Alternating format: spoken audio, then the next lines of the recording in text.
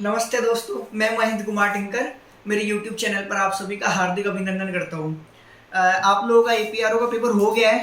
Hope so paper आप लोगों का बहुत शानदार हुआ होगा। बिल्कुल मेरी तो ईश्वर से बिल्कुल प्रार्थना थी कि आप लोगों का पेपर बहुत शानदार जाए। आप लोगों ने काफ़ी मेहनत भी की इस पेपर के लिए, और इसी पेपर के साथ में आपके पेरेंट्स का भी बहुत सारी एक्सपेक्टेशंस थी जो आपसे जुड़ी हुई है।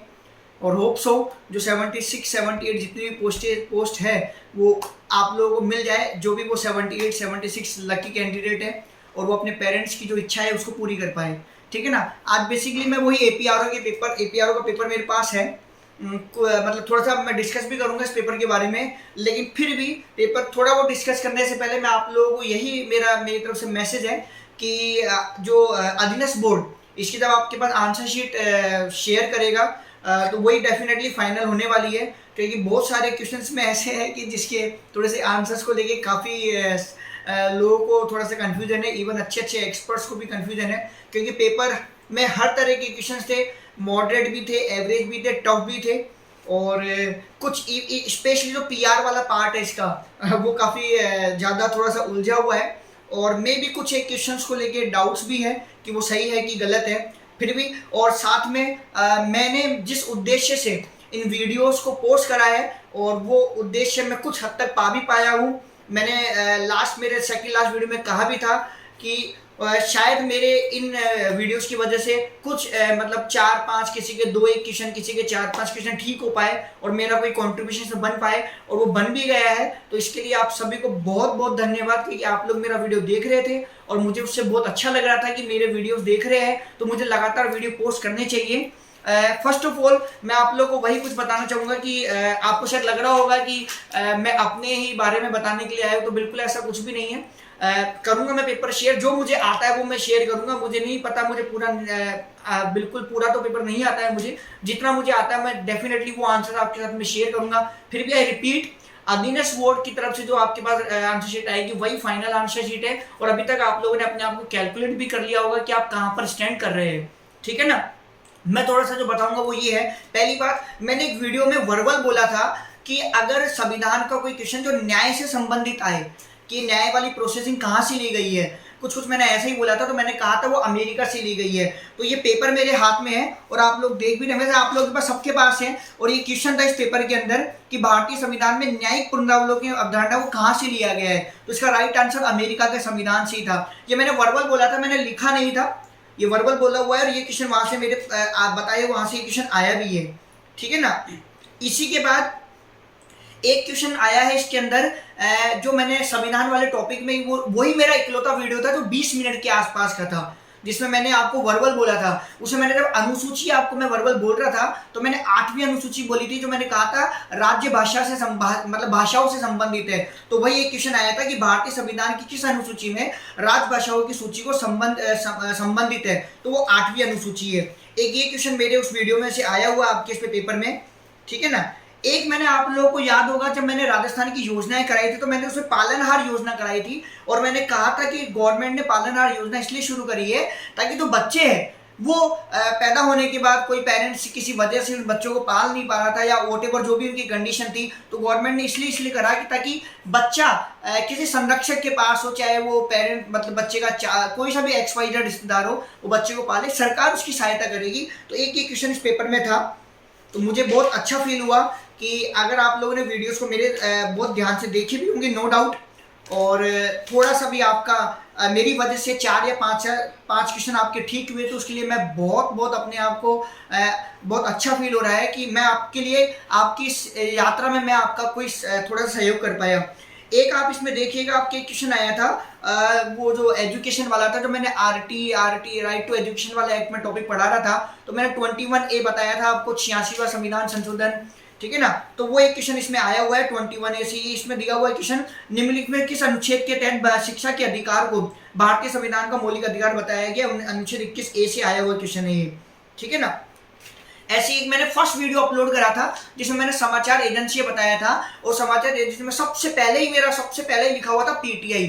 वो आपसे इसने पूछ लिया। वैसे PTI का देखो ऐसा है कि जनरली आप लोग पत्रकार हो सारी, तो आप लोगों को PTI का मतलब पता ही है। ठीक है ना। लेट्स सी, और तो मैं आपको क्या मतलब ज़्यादा डिस्कस तो नहीं करूँगा, लेकिन हाँ जो मुझे पता है थोड़ा थोड़ा मैं आप लोगों को कंफर्म कर देता हूँ वो आंसर। जिसमें एक तो मैंने बता दिया आपको न्यायिक पुनरावलोकन वाला, वो अमेरिका से लिया गया है, ठीक है ना।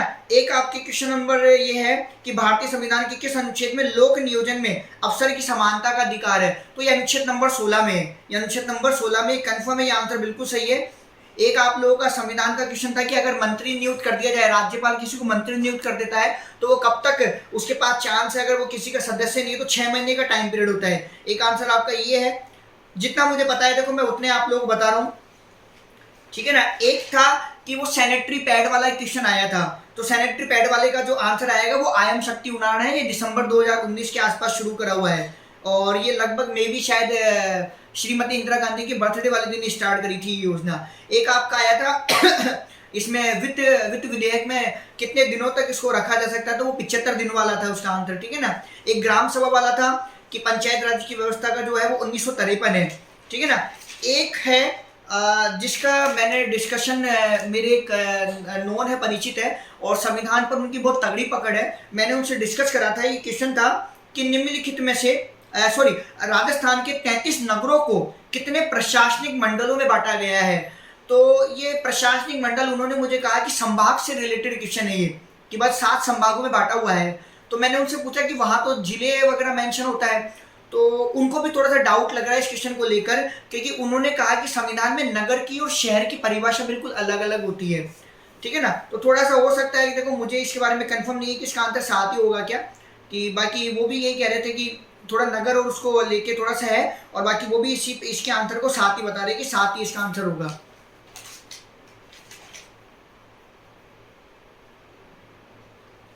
एक आपका आया था मौलिक कर्तव्य से क्वेश्चन आया था, और मौलिक कर्तव्य टोटल 11 है, तो उसमें देश को आबाद करना करके ऐसे कोई मौलिक कर्तव्य मेंशन नहीं है, तो उसका आंसर वही होगा, देश को आबाद करने वाला, ठीक है ना। एक देखो मैं आपको पत्रकार वाले क्वेश्चन तो डिस्कस नहीं कर रहा हूँ, थोड़ा बहुत मैं आपको हिंदी इंग्लिश के क्वेश्चन बता देता हूँ, वहां पर आप आ जाइए। एक क्वेश्चन था कि निम्न में से कौन सी संधि ठीक है, तो मैंने भी जिनसे डिस्कस करा है वो कुछ हिंदी के टीचर्स हैं, कुछ जो भी स्पेशली अभी जो मैंने बताया था कि संविधान के बारे में जिनको अच्छे नॉलेज है, उन्होंने मुझे यही बताया है कि इसमें वी प्लस आयम वाला इसका ठीक है, वो आंसर इसका ठीक होगा। एक था कि कौन सा सार्थक शब्द नहीं है, वो सिंगल वर्ड, वो वन वर्ड वाले क्वेश्चन आते हैं, तो बरसात के 4 महीने वाला ऑप्शन जिसमें चतुर्मास और दिया हुआ है, और वो चतुर्मास नहीं होता है, वो चौमासा होता है, ठीक है ना। फिर भी आप लोग देख लीजिए, मैं आपको अभी भी रिपीट कर रहा हूँ कि रदिनस बोर्ड की आंसर शीट फाइनल होगी, जो भी कुछ होगा, ठीक है ना। एक था इंग्लिश का क्वेश्चन था कि वेटर और रेस्टोरेंट, तो वेटर रेस्टोरेंट का टीचर और स्कूल, ठीक है ना, ये बनेगा इसका आंसर। एक आपका था कि करेक्ट स्पेलिंग वर्ड कौन सी है, RE, ऑप्शन सी है, RENAISSANCE। एक था कि लैस्टिट्यूड का सिनोनिम्स कौन सा होगा, तो ऑप्शन डी था इसका, स्लगिशनेस, ये वर्ड था इसका, है ना। एक ये है। एक था आपके Hindi English to Hindi translation था, public relation mean to plan develop the information about the organisation, इसका ऑप्शन बी है, जनसंपर्क अर्थ संगठन के बारे में जानकारी की योजना बनाना विकसित करना है। देन एक था द CCO में hold an academic degree in communication, option C, CCO के पास संचार में शैक्षणिक डिग्री होनी चाहिए। और देन नेक्स्ट उसके बाद था handling the social media presence of the brand, तो ब्रांड की सोशल मीडिया उपस्थिति को संभालना, ऑप्शन ए है। Know what to expect from the interview process, जानिए कि साक्षात्कार प्रक्रिया से क्या उम्मीद की जाए, ऑप्शन सी, ठीक है ना। एक क्वेश्चन था ये क्वेश्चन था जनसंपर्क का उद्देश्य ग्राहकों के लिए मुफ्त में कवरेज बनाना या प्राप्त करना है, इस वाले क्वेश्चन को लेके थोड़ा सा डाउट सा है, क्या आंसर इसका होना चाहिए, ऑप्शन ए भी ये लग रहा है, ऑप्शन बी भी लग रहा है, तो ये थोड़ा सा लेके थोड़ा सा डाउट सा है, इस क्वेश्चन को लेके थोड़ा सा डाउट सा बना हुआ है कि इसमें ऑप्शन क्या होगा। नेक्स्ट था एक क्वेश्चन था मार्केटिंग या विज्ञापन के लिए भुगतान करने को पेड मीडिया भी कहा जाता है, तो इसका ऑप्शन डी है, पेइंग फॉर मेकिंग मार्केटिंग और advertising also known as paid media.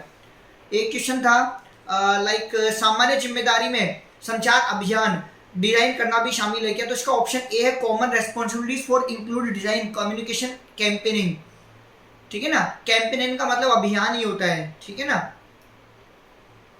Next था क्वेश्चन नंबर 120, जनसंपर्क के क्षेत्र में सफलता के लिए संगठन की गहरी समझ की आवश्यकता होती है, option D, success in the field of public relation require deep understanding of the organization. लेकिन फिर भी मेरे वीडियोस में मेरा साथ देने वाले जितने भी आप सभी जिन्होंने मेरा साथ दिया है, मैं फिर भी मेरी बात को फिर भी रिपीट करूंगा कि अधीनस्थ बोर्ड की आंसर शीट फाइनल है। चाहे मैंने आपको बताया, हो सकता है कि कोई एक आध मेरे से मिस्टेक भी बता दी गई हो, आप लोग उसी आंसर शीट का वेट करिए, दैट इज फाइनल। और मैं फिर से ईश्वर से प्रार्थना करूंगा कि आपने जितनी मेहनत करी है ईश्वर आपको सफलता तक पहुंचाए। धन्यवाद।